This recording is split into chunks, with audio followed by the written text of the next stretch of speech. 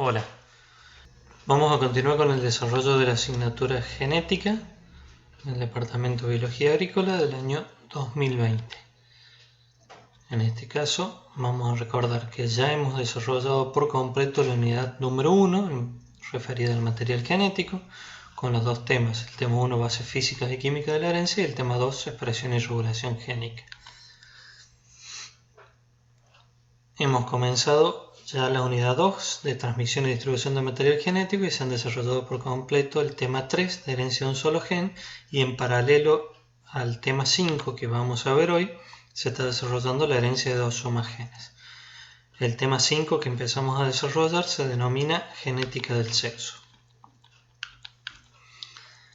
Entonces, dentro de este tema genética del sexo vamos a ver tres grandes partes, o lo vamos a dividir en tres grandes partes: en determinación del sexo, en cómo se determina el sexo genético; en diferenciación sexual, vamos a ver cómo ocurre esa diferenciación sexual; y en la última parte vamos a estudiar un poco de la herencia en relación con el sexo. ¿Por qué genética del sexo? ¿Por qué un tema aparte dentro de la asignatura? Bueno, porque el sexo es un carácter que está determinado genéticamente, o sea que se puede identificar el genotipo sexual y por lo tanto el fenotipo sexual que corresponde al genotipo sexual que está determinado. Por otro lado, muchos caracteres están relacionados con el sexo. Entonces, dentro de eso vamos a ver los genes ligados al sexo, los genes holándricos y hologínicos. Estos dos están ubicados en segmentos diferenciales de los cromosomas especiales relacionados con el sexo, y algunos caracteres autosómicos ubicados en cromosomas que no son los sexuales, pero que el sexo influencia en su expresión. Entonces, los objetivos de este tema van a ser comprender cuáles son los mecanismos de determinación genética del sexo en los diferentes organismos, distinguir entre lo que se denomina determinación sexual y diferenciación sexual. Diferenciación se refiere al fenotipo sexual definitivo que va a expresar el individuo, y conocer por último los tipos de herencia relacionados con el carácter sexo. Entonces, lo primero que tenemos que definir es a qué consideramos genotipo sexual.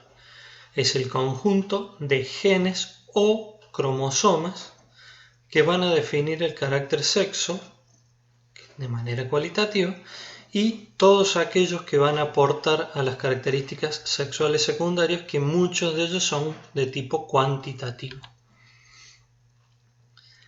Fenotipo sexual va a ser la expresión fenotípica de ese genotipo sexual o de esa constitución genética. Por lo tanto, cuando hablemos de fenotipo sexual estamos hablando de la expresión, o sea, cómo se diferencia sexualmente esos individuos en los distintos sexos: masculino, femenino, hermafroditas, intersexos, mosaicos en distintos organismos. Hay muchos aspectos a considerar en este tema.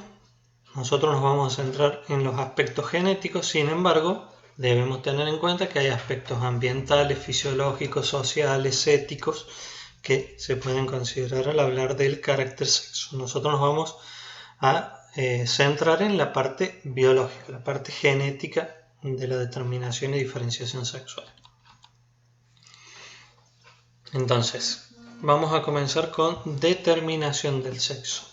La determinación del sexo se refiere a todo el conjunto de factores y mecanismos que definen el carácter sexo de un organismo, mecanismos genéticos. Más del 95% de todas las especies existentes tienen reproducción sexual, se reproducen sexualmente, y la determinación del sexo siempre es genética. Entonces vamos a estudiar los distintos tipos de determinación del sexo. Vamos a clasificarlos en determinación críptica, determinación por genes individuales y determinación cromosómica. Dentro de esta determinación cromosómica vamos a dividirlo en dos grandes grupos: lo que se denomina haplodiploidía y la determinación del sexo por cromosomas especiales. Vamos a comenzar con la determinación críptica del sexo. La determinación críptica, o también la pueden encontrar como mal llamada ambiental, es porque el sexo parece ser producto del ambiente, parece ser el ambiente el que está determinando el sexo. Ya vamos a ver cómo se determina, ¿no? Se le denomina así, bueno, principalmente porque no se conocen con precisión todos los mecanismos genéticos que determinan el sexo, y ante determinado estímulo ambiental se da un determinado sexo siempre, ¿sí?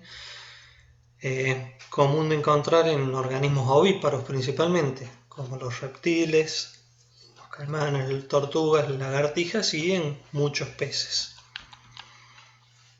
¿Cómo es? Vamos a ver un ejemplo. ¿Cómo es el tema de los caimanes? Como por ejemplo el Alligator mississippiensis. Se da que si la incubación de los huevos se da a menos de 30 grados centígrados, el sexo del alligator nacido es hembra. Si se da a temperaturas más altas, mayor a 34 grados centígrados, que nace son machos, y entre 30 y 34 grados centígrados se dan proporciones variables de machos y hembras, ¿sí? En los peces también es similar, un aumento de la temperatura provoca generalmente mayor proporción de machos. O sea que parecería que el ambiente está determinando cuál va a ser el sexo del individuo. Otro ejemplo es el de las tortugas. En las tortugas en este caso es al revés. Ahí tenemos dos ejemplos de dos especies donde a menor temperatura, menor a 28 grados centígrados, lo que se desarrolla son machos, mayor a 31 grados centígrados, lo que se desarrollan son hembras. Y entre valores intermedios en esas temperaturas de incubación se dan proporciones variables de machos y de hembras.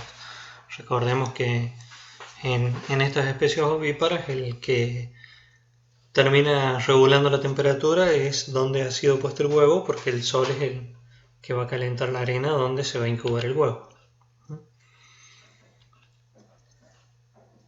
Bueno, perdón. Y bueno, hay varias opciones de estas, generalmente con organismos ovíparos. Cuando veamos diferenciación sexual, vamos a ver uno de los mecanismos que se está conociendo para determinar, para diferenciar en definitiva el sexo masculino o femenino. Continuando con la determinación del sexo, vamos a pasar a ver la determinación por genes individuales. Esta determinación génica es poco común, está presente en algunos vertebrados inferiores, peces, anfibios, reptiles y algunas pocas plantas. El ejemplo que vamos a ver es el de la Cucurbitaceae balionelaterium, que tiene para la determinación del sexo un gen con 3 alelos. El gen A, donde la presencia del alelo A D mayúscula con cualquier otro va a dar plantas masculinas, o sea, los sexos separados, porque son plantas dioicas. El genotipo A+A+, y el A+ con el alelo A de chica, heterocigota, van a dar plantas hermafroditas monoicas, y la presencia del genotipo A de chica va a dar plantas femeninas, también con los pies separados, ¿sí? Por eso es que son dioicas, y en este caso va a dar un único tipo de gametos, las plantas femeninas, que llevan el alelo A de chica. En espinaca también se da un caso similar con la presencia del gen X, con una serie alélica de 3 alelos que determinan el sexo. Toda la herencia de este tipo de determinación génica es igual a lo que estuvimos viendo en el tema 3. Vamos a pasar a la determinación del sexo cromosómica, que es el bloque central de este tema. La determinación cromosómica del sexo se puede dar por la condición haploide o diploide de los individuos, entonces esto se denomina haplodiploidía, o por la presencia de determinados cromosomas, los cromosomas sexuales, que son los que determinan el sexo. En el caso de la determinación por haplodiploidía, la condición haploide o diploide de los individuos va a ser la que va a determinar el sexo. En general, la condición haploide determina sexo masculino, la condición diploide determina sexo femenino. Es bastante común en muchos insectos como los himenópteros, las abejas, los abejorros, las hormigas, en los thrips, en varias de las plagas importantes de la agricultura como son los pulgones, las cochinillas, transmisoras de enfermedad como la chicharrita, y en varios de los coleópteros. Vamos a ver el ejemplo con la abeja Apis mellifera, donde el macho es haploide con 16 cromosomas y la hembra es diploide contando con 32 cromosomas. Entonces los machos van a dar un único tipo de gametos que lleve esos 16 cromosomas. Tienen en realidad no es una meiosis, es parecido a una mitosis, ¿sí? Y las que van a tener verdadera meiosis son las hembras, que van a tener a partir de 32 cromosomas que tienen sus células germinales, van a tener gametos con 16 cromosomas. Los machos solo tienen meiosis 2, las hembras tienen las dos etapas de la meiosis, la etapa reduccional y la etapa ecuacional. ¿Qué pasa cuando se dé la fecundación entre un espermatozoide y un óvulo? Van a generarse nuevamente hembras con 32 cromosomas, o sea, la condición diploide. Van a generarse hembras con los óvulos fecundados. En cambio, cuando los óvulos se generen por partenogénesis nuevos individuos, vamos a tener 16 cromosomas y por lo tanto se va a desarrollar el sexo masculino en los óvulos no fecundados. De ahí van a nacer los zánganos. Entonces, en este caso, los zánganos solo tienen madre, las obreras y las reinas van a tener óvulos fecundados. ¿Qué pasa con la determinación por cromosomas sexuales? ¿Sí? El sexo genético entonces está determinado por la presencia de determinados cromosomas. Esos cromosomas se denominan cromosomas sexuales. Es común a todos los mamíferos, las aves y muchos insectos. En las plantas solo esto se observa en las plantas dioicas, o sea, los que tienen los sexos separados en distintos pies. ¿Cuáles son los sistemas más comunes? Bueno, en insectos es muy común encontrar el sistema XXX0. En los mamíferos, en algunos insectos y en estas plantas dioicas de las que hablábamos, los sistemas se denominan XXXY. En las aves y en los lepidópteros, el sistema es ZZZW, ya vamos a ir desarrollando cada uno. Y a veces se da la formación de distintos complejos con distinta cantidad de X y D y la relación entre los X y los Y que van a determinar el sexo. ¿Cómo es el sistema XXX0? Los machos naturalmente tienen un cromosoma menos que las hembras, o sea, los machos van a ser los X0. Es propio de los ortópteros como las langostas, los grillos y de los hemípteros como las vinchucas, las chinches, las chicharras o cigarras. Acá tenemos el ejemplo desarrollado con el grillo. En este caso tienen 16 autosomas, o sea, 16 cromosomas que no son sexuales, más un cromosoma sexual va a dar origen a machos. Si los cromosomas sexuales presentes son 2, va a dar origen a hembras. Entonces, ¿cómo se forman cada uno de los sexos?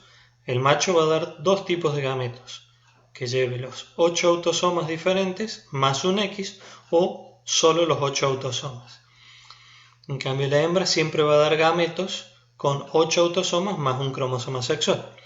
Por lo tanto, si la fecundación se da entre dos gametos que llevan cromosoma sexual, que llevan X, vamos a tener el nacimiento de hembras, con 16 autosomas más XX, en el caso de los grillos, y 16 autosomas más X, un solo cromosoma sexual, X0 se denomina, en los machos. Entonces el sexo homogamético es el femenino, homogamético, homo de igual, va a dar un único tipo de gametos, ¿sí? Y el sexo heterogamético, dos tipos de gametos distintos, es el sexo masculino, que va a llevar los 8 autosomas más el sexual o solo los 8 autosomas en este caso, ¿sí? Los machos tienen un gameto que lleva un cromosoma de menos. En el sistema XXXY, que es común a todos los mamíferos placentarios y no placentarios, ahí estamos incluidos los humanos, ¿sí? Insectos como los dípteros, moscas y mosquitos, y algunas plantas dioicas, en este caso como la lengua de vaca, los rumes crispus, ¿qué tenemos? Los machos van a ser el sexo heterogamético, haciendo la comparación con el sistema anterior. En este caso van a tener los machos todos los autosomas más XY. Aquí está graficado, esquematizado, la situación en humanos. 44 autosomas, o sea 22 pares de autosomas más el par sexual XY va a dar origen a machos. Y si los 22 pares de autosomas, o sea los 44 autosomas, están acompañados por 2 cromosomas sexuales X, va a dar origen a hembras. Entonces, en este caso, de vuelta, el sexo homogamético son las hembras porque van a dar un único tipo de gametos que lleva los 22 autosomas más un cromosoma X, y los machos van a ser el sexo heterogamético porque van a poder dar dos tipos de gametos, que lleva los 22 autosomas más un X o los 22 autosomas más un Y. Cuando se fecunden un espermatozoide que lleve X con un óvulo que lleve X, va a dar origen a una hembra, a una mujer en este caso, si estamos en humanos, y cuando se fecunde un óvulo que lleva X con un espermatozoide que lleve Y, va a dar origen a un macho, en este caso un hombre, 44 autosomas más XY. El sistema ZZ-ZW es común a todas las aves, ya sean las que vuelan y las que no, y algunos insectos como los lepidópteros, que son las mariposas. ¿En qué consiste el sistema XXXY? Es muy similar al ZZ-ZW, es similar al XXXY.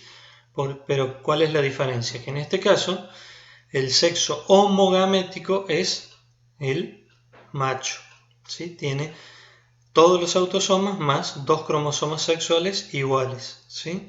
En el caso del sexo heterogamético, que tienen 2 cromosomas sexuales diferentes, son las hembras. Hay que hacer la aclaración que no significan estas letras la forma de los cromosomas, ¿sí? Lo mismo que en el XXXY. Es una manera de nominarlas. En este caso, entonces, que está desarrollado con gallos y gallinas, vamos a tener machos con 76 autosomas y ZZ y hembras con 76 autosomas más ZW. Los machos van a dar un único tipo de gametos que lleva un solo cromosoma sexual Z. Las hembras van a dar dos tipos de gametos, las que lleven el cromosoma Z o las que lleven el cromosoma W. Depende con quién se fecunden. Este espermatozoide va a fecundar un óvulo que lleve una Z, un cromosoma sexual Z, y va a dar origen a machos. Si el espermatozoide que lleva cromosoma sexual Z fecunda un óvulo que tiene cromosoma sexual W, va a dar origen a hembras, gallinas en este caso. Como para hacer el cierre de esta primera parte, vamos a ver alguna cuestión especial en plantas, el determinismo del sexo en plantas, ¿sí? Y tenemos que recordar que hay plantas de diferentes tipos. Las plantas dioicas, que producen un solo tipo de órganos sexuales, masculino o femenino, por lo tanto van a formar un solo tipo de gameto en relación al sexo, flores pistiladas o flores estaminadas. Esta es la situación de algunas especies. Acá tenemos algunos ejemplos: el kiwi, la papaya, el ombú, el ginkgo, que son plantas que tienen los sexos separados en distintos pies. También existen las plantas monoicas, órganos sexuales y gametos masculinos y femeninos están en la misma planta, pero están separadas las flores. Este es el caso típico del maíz y de la mayoría de las cucurbitáceas. Y tenemos por otro lado las plantas hermafroditas, donde los dos sexos coinciden en la misma flor, que es la situación más común de las angiospermas, ¿sí? Flores completas, como ya habrán visto en morfología seguramente. Bueno, vimos que en los vegetales hay genes que determinan el sexo, hay muchos genes que suprimen de manera selectiva uno u otro órgano sexual. Hay genes que son supresores de estambres, como en varias de estas especies, ¿sí? Arroz, maíz, sorgo, algunas frutales, y algunos que son supresores de pistilos, ¿sí? También presentes en maíz, en arroz, en poroto, y algunas otras especies. Ya vimos el ejemplo del Equalium y Latherium, donde teníamos los tres tipos, las plantas dioicas, masculinas y femeninas, y las plantas monoicas, hermafroditas, según el genotipo que lleva el individuo, ¿sí? En las plantas monoicas, las inflorescencias se dan en dos brotes florales. En el femenino se desarrolla la flor única central, en los masculinos se desarrolla un racimo lateral. En las hembras, en las plantas que se desarrollan como hembras, no se va a desarrollar inflorescencia lateral, y en las plantas que van a funcionar como masculinas, la flor central se masculiniza. En espinacas se da una situación similar. Y para dar algún otro ejemplo, está en la situación del maíz, donde el alelo B, el gen B, BS, suprime los órganos femeninos y da planta masculina, y el TS, el gen T, suprime los órganos masculinos y da plantas femeninas. En este caso hay epístasis recesiva, entonces la cruza de dos plantas o de plantas heterocigotas para los dos genes va a dar origen a plantas monoicas, donde los dos sexos están presentes en el mismo pie, separados, ¿sí? Conocen la planta de maíz, las espigas laterales y las panojas masculinas en la parte terminal de la planta. Esto se da cuando están presentes al menos un alelo dominante de los dos genes.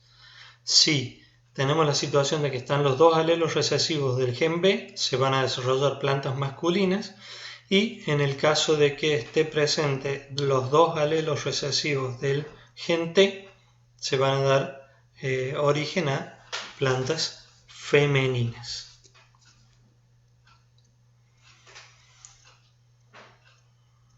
Bueno, por otro lado, los cromosomas sexuales están presentes solamente en plantas dioicas, como no puede ser de otra manera, ya que los genotipos son distintos. Hay ejemplos, ¿sí? Por ejemplo, el cannabis, el lúpulo y varias de las que estuvimos nombrando antes de la lengua de vaca y de ese género, pero es una situación bastante poco común, ¿sí? Es raro en las angiospermas, es más común en las gimnospermas, ¿sí? En este caso la relación del sexo suele estar alterada y hay desviaciones muy frecuentes donde se da la presencia de más plantas femeninas que masculinas, ¿sí?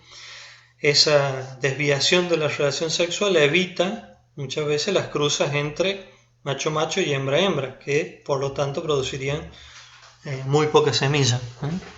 En el caso de las plantas, en organismos sedentarios, en organismos que se mueven, la presencia del dioicismo, es decir, plantas dioicas, es un sistema sexual bastante ineficiente, por eso es muy común en los animales que sí se pueden trasladar.